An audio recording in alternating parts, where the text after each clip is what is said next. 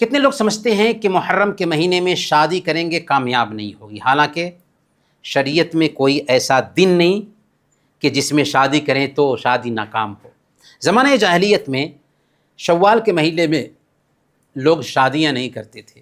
اللہ کے نبی صلی اللہ علیہ وسلم کی حضرت عائشہ صدیقہ رضی اللہ تعالی عنہا سے شوال کے مہینے میں شادی ہوئی اور شوال کے مہینے میں ہی رخصتی ہوئی۔ اسی لیے صحیح مسلم کی روایت ہے، حضرت عائشہ صدیقہ رضی اللہ تعالی عنہا فخر کے طور پر کہا کرتی تھیں کہ تزوجنی رسول اللہ صلی اللہ علیہ وسلم فی شوال وبنا بی فی شوال فأی نساء رسول اللہ صلی اللہ علیہ وسلم کان احب عنده منی۔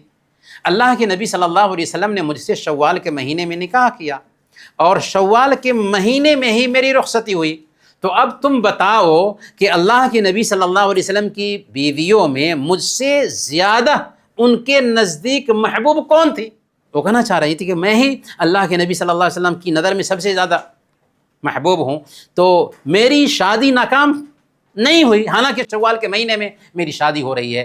تو یہ جہالت ہے اور دین سے دوری کا نتیجہ ہے کہ لوگ محرم کے مہینے میں شادی کرنے سے رک جائیں۔